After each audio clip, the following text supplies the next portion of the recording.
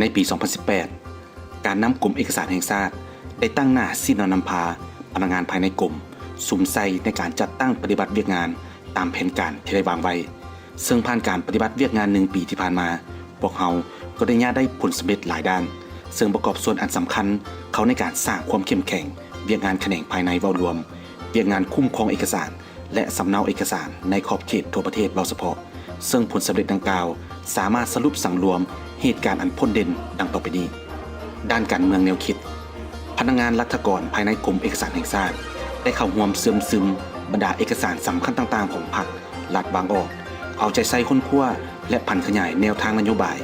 นิติกรรมต่างๆเข้าในเวียกงานวิชาเฉพาะซึ่งเฮ็ดให้พนักงานภายในกรมมีแนวคิดหลักมั่นหนักแน่น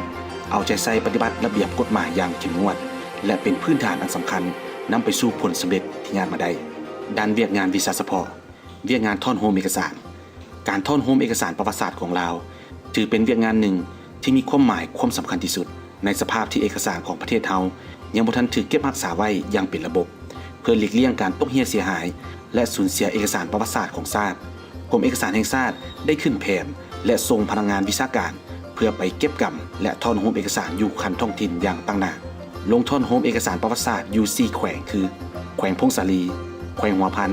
แขวงเส้นขวางและแขวงจักรพรรดิเพื่อนำมาปกปักรักษาไว้อย่างปลอดภัยที่กรมเอกสารแห่งชาติรวมทั้งหมดได้84มัดมี395สำนวน 1,200 ฉบับลงใจแยกเลือกเฟ้นขึ้นบัญชีเอกสารประวัติศาสตร์ของชาติอยู่หอพิพิธภัณฑ์แห่งชาติแขวงหลวงพระบางได้332มัดได้จัดพิธีมอบรับเอกสารจากทานดวงไซหลวงพระศรีนำประพันธ์แห่งชาติจำนวน154หัวเพื่อมาปกปักรักษาและบริการให้แก่สังคมเวียกงานปกปักรักษาเอกสารและบริการข้อมูลสำเร็จการติดตั้งและฝึกอบรมการนำใช้เครื่องจักรขาเสื้อเอกสารกำหนดคุณค่าสร้างสำนวนเอกสารของห้องว่าการสำนักงานนายกรัฐมนตรีปี 2009 ถึง 2013 ได้ทั้งหมด 1,176 สำนวนค้นคว้าเขียนประวัติความเป็นมาฟงเอกสารได้5กระทรวงขึ้นสถิติและใส่เลขหมวดปึ้มได้190หัวฮอและบูรณะตาบจูนปึ้มและเอกสารที่ขาดซอยได้126หัวและ25ใบขึ้นบัญชีเอกสารด้วยโปรแกรมสำเนาเอกสารได้96สำนวนบริการและสนองเอกสารให้แก่นักค้นคว้าได้ 1,116 ฉบับ67หัวและแผนที่30แผ่นนอกจากนั้นก็ยังสำเร็จการจัดตั้งเวียกงานวิชาเฉพาะอื่นๆเพื่อปกปักรักษาเอกสารให้ได้อย่างปลอดภัยและบริการข้อมูลให้แก่นักค้นคว้าอย่างว่องไวและทันการเวียกนิติกรรมได้สุ่มใส่การค้นคว้าและปรับปรุงร่างกฎหมายว่าด้วยเอกสารร่างคำแนะนำจัดตั้งปฏิบัติกฎหมายร่างแนะนำกำหนดระยะปกปักรักษาเอกสารและได้นำเสนอกระทรวงยุติธรรมกวดกาความสอดคล้องทางด้านกฎหมายของร่างกฎหมายว่าด้วยเอกสารสำเร็จการเปิดกองประชุมเผยแพร่นิติกรรมและเวียกงานวิชาเฉพาะให้พนักงานแขนงภายในทั่วประเทศ1ครั้งลงเผยแพร่เวียกงานวิชาเฉพาะและสร้างความเข้มแข็งให้พนักงานแขนงภายใน4แขวงคือแขวงเวียงจันทน์แขวงไซสมบูรณ์แขวงบุรีคำไซและนครหลวงเวียงจันทน์ซึ่งมีผู้เข้าร่วมรวมทั้งหมด235ทานยิง118ทานขึ้นห้องเป็นวิทยากรรับเชิญบรรยายเวียกงานวิชาเฉพาะในขั้นศูนย์กลางและท้องถิ่นรวมทั้งหมด33ครั้งซึ่งเวียกงานนี้ถือเป็นการสุกดันอันสำคัญในการพันขยายนิติกรรมแขนงการให้นับมือนับกว้างขวางและเป็นเอกภาพกันในขอบเขตทั่วประเทศเพื่อแผนการและการร่วมมือปี 2018 ถือเป็นอีกปีหนึ่งที่การพัวพันร่วมมือเวียกงานวิชาเฉพาะกับบรรดาองค์การจัดตั้งสากลและประเทศเพื่อนมิตรได้รับการสืบต่อขยายอย่างแข็งแรงทั้งเป็นกำลังแรงในการสร้างความเข้มแข็งทางด้านพัฒนาบุคลากรต่อถอนบทเรียนอันก้าวหน้าเพื่อนำมาพัฒนาแขนงการของตนคณะผู้แทนกรมเอกสารแห่งชาติได้ไปเคลื่อนไหวเวียกงานและเยี่ยมยามกรมเอกสารเขตปกครองตนเองแขวงกวงซีสปจีนกรมเอกสารแห่งชาติได้ส่งพนักงานไปฝึกอบรมยกระดับเวียกงานวิชาเฉพาะอยู่ประเทศสสเวียดนามสเกาหลีและมาเลเซีย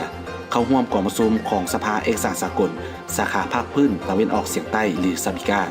ต้อนรับคณะผู้แทนกรมเอกสารและสำเนาแห่งรัฐกระทรวงภายในสสเวียดนามที่เดินทางเคลื่อนไหวเยี่ยมยามและเซ็นบทบันทึกความเข้าใจประจำปี 2019 นอกจากนั้นกรมเอกสารแห่งชาติก็ยังพัวพันประสานงานกับองค์การเอกสารสากลอย่างเป็นปกติและวางแผนเพื่อเพิ่มทวีการร่วมมือเวียกงานวิชาเฉพาะกับบรรดาประเทศเพื่อนมิตรอื่นๆในต่อหน้าเวียกวิทยาศาสตร์เทคนิคกรมเอกสารแห่งชาติได้เอาใจใส่ในการหันเวียกงานวิชาเฉพาะเป็นทันสมัย โดยการนำใช้ความก้าวหน้าทางด้านเทคโนโลยี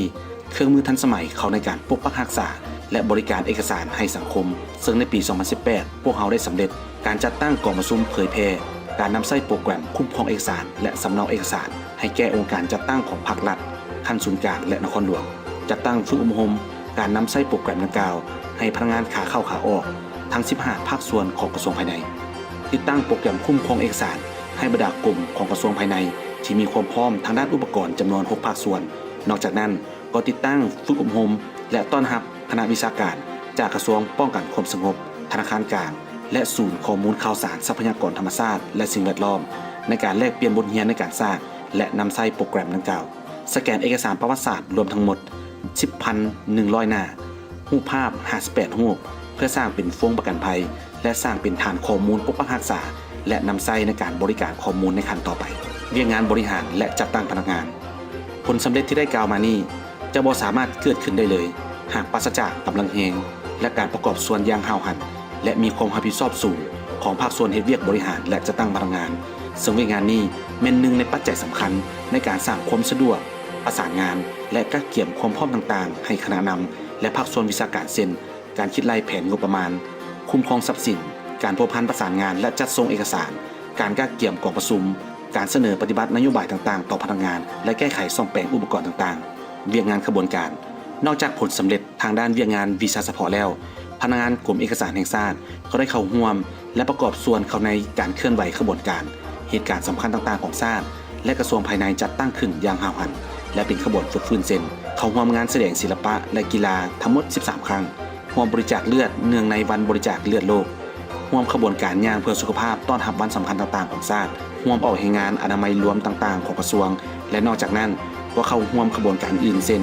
ทัศนศึกษาสถานที่สำคัญทางประวัติศาสตร์ระดมทุนช่วยเหลือประชาชนแขวงอัตตปือในเหตุอุทกภัยเขื่อนแตกและอื่นๆผลสำเร็จดังกล่าวนี้ก็ย้อนความเอาใจใส่ของคณะนำกระทรวงที่ย้ำใดก็ซี่นำอย่างใกล้ชิดติดแท้ประกอบกับกำลังแหงของพนักงานภายในกรมเอกสารแห่งชาติที่ตั้งหน้าจัดตั้งปฏิบัติเวียกงานที่ได้รับมอบหมายอย่างมีความรับผิดชอบสูงในปี 2019 นี้พวกเฮาจงพร้อมกันเสริมขยายมูลเสื้ออันดีงามเพื่อญาติแยงให้ได้ผลสำเร็จอันใหม่ให้ยิ่งใหญ่กว่าเก่าและพร้อมกันตีถอยข้อบกพร่องต่างๆเพื่อพร้อมกันก้าวไปสู่ถึงเป้าหมายอันสูงสุดนั่นก็คือวิสัยทัศน์กว้างไกลบริการโปร่งใสวิชาการก้าวไกลบริการว่องไวจิตใจเบิกบาน